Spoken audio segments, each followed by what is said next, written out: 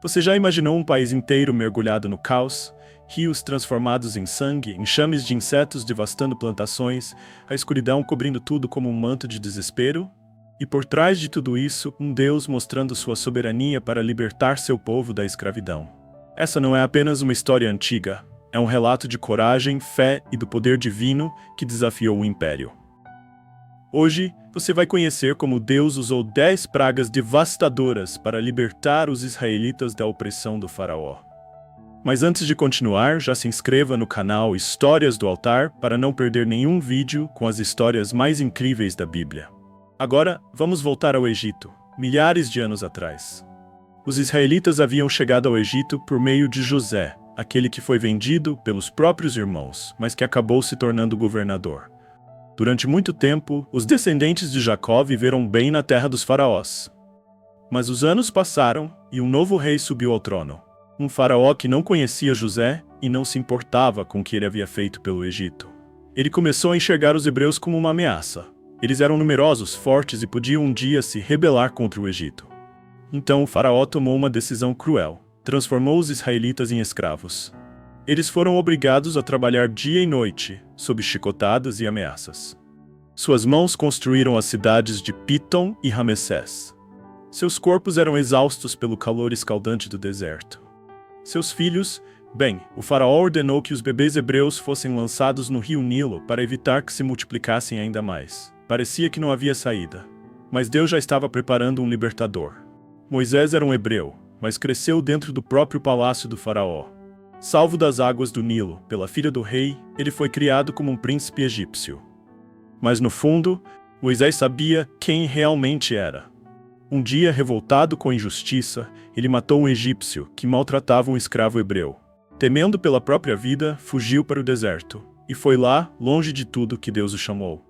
No meio de uma sarça ardente que queimava, mas não se consumia, o Senhor falou com Moisés: "Vá até o faraó e diga que liberte o meu povo." Moisés hesitou. Ele era apenas um homem. Como poderia enfrentar o rei mais poderoso do mundo? Mas Deus prometeu estar com ele. Então ele voltou ao Egito.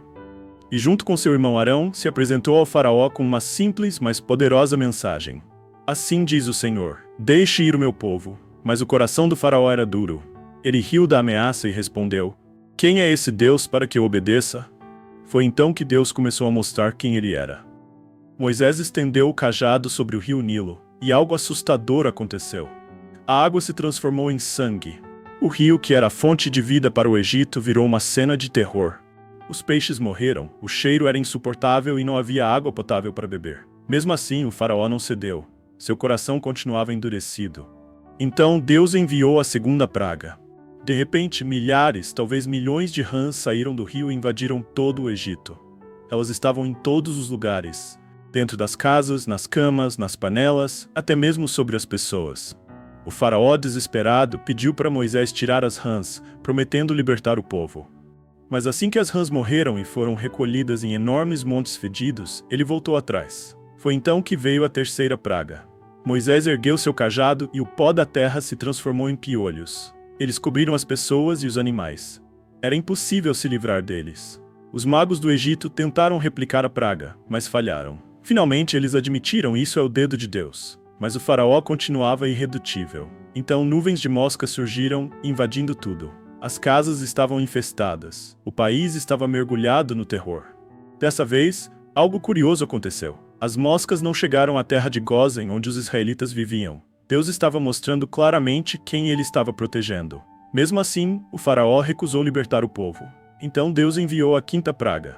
Desta vez, uma praga mortal atingiu o gado do Egito. Cavalos, jumentos, camelos, bois, ovelhas, todos foram dizimados. O Egito inteiro ficou em luto, pois seus animais eram essenciais para a sobrevivência, o transporte e a economia. Mas mais uma vez, os animais dos israelitas não foram tocados. Mesmo vendo a destruição, o faraó permaneceu teimoso e orgulhoso. Ele não libertaria os hebreus. Então Deus enviou a sexta praga. Moisés e Arão pegaram cinzas de um forno e as jogaram ao vento. Assim que a poeira tocou o chão, ela se transformou em feridas e úlceras dolorosas. Os egípcios gritavam de dor. Seus corpos estavam cobertos de chagas. Nem mesmo os sacerdotes e os magos conseguiram ficar de pé diante de Moisés. Mas mais uma vez, o coração do faraó permaneceu endurecido. Então veio a 7ª praga. Moisés ergueu o cajado aos céus, e uma tempestade jamais vista caiu sobre o Egito. Pedras de granizo gigantes despencaram do céu, destruindo tudo. Junto delas, raios e fogo desciam do céu, queimando plantações, árvores, casas e qualquer coisa que estivesse desprotegida. O faraó se desesperou. Pela primeira vez ele reconheceu que havia pecado. Prometeu que libertaria o povo. Mas assim que a tempestade cessou, ele voltou atrás. Então Deus mandou a 8ª praga. O vento soprou do deserto e trouxe uma nuvem negra de gafanhotos. Milhões e milhões deles invadiram o Egito e devoraram tudo o que havia sobrado da tempestade de granizo. As plantações foram destruídas. Não havia mais comida. O faraó novamente pediu perdão, mas assim que os gafanhotos sumiram, ele voltou a endurecer seu coração. Então Deus trouxe a 9ª praga. De repente, o Egito mergulhou em trevas. Por 3 dias, nenhuma luz brilhou. A escuridão era tão densa que ninguém conseguia enxergar nada. Mas na terra de Gósen, onde estavam os hebreus, havia luz. O faraó ficou aterrorizado. Chamou Moisés e disse que os hebreus poderiam ir, mas deveriam deixar seus rebanhos para trás. Moisés recusou. Eles precisavam sair completamente do Egito. O faraó se enfureceu. Gritou para Moisés nunca mais aparecer diante dele, ou ele seria morto. Moisés respondeu: "Você falou bem, nunca mais verei seu rosto." Mas antes de partir, ele deu um último aviso. A pior praga de todas estava por vir. O Senhor deu instruções claras aos hebreus. Peguem um cordeiro sem defeito, matem-no e passem o sangue nas portas de suas casas, pois esta noite o anjo da morte passará pelo Egito. Onde houver sangue na porta, ele não entrará. Então à meia-noite um grito de desespero ecoou pelo Egito. Todos os primogênitos egípcios haviam morrido, desde o filho mais velho do faraó até o filho do servo mais humilde. O Egito inteiro chorava. O faraó estava arrasado. Ele chamou Moisés e Arão e finalmente disse: "Saiam do meu povo, vão e sirvam ao seu Deus." Naquela noite, os hebreus partiram. Mais de 600.000 homens, sem contar mulheres e crianças. Mas a história não termina aí. O faraó mudou de ideia e perseguiu os israelitas com seu exército. Foi então que aconteceu um dos maiores milagres da história. O Mar Vermelho se abriu e o povo de Deus passou a pé enxuto. Quando os egípcios tentaram atravessar, as águas se fecharam sobre eles. O faraó e seu exército foram destruídos. E assim Deus libertou seu povo da escravidão. Essa história não é apenas sobre castigos e destruição. Ela nos ensina que Deus luta por aqueles que o servem. Mesmo quando tudo parece perdido, Deus tem um plano. O Egito era a nação mais poderosa do mundo, mas nem toda sua força pôde resistir ao poder do Criador. Se Deus foi capaz de abrir o mar para salvar seu povo, Ele também pode abrir um caminho para você, mesmo nas situações mais impossíveis.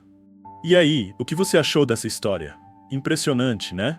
Se você gostou, deixa o like e se inscreva no canal Histórias do Altar para não perder mais histórias incríveis da Bíblia. E tem mais um vídeo te esperando na tela agora mesmo. Clique e continue assistindo. Nos vemos no próximo vídeo. Fique com Deus.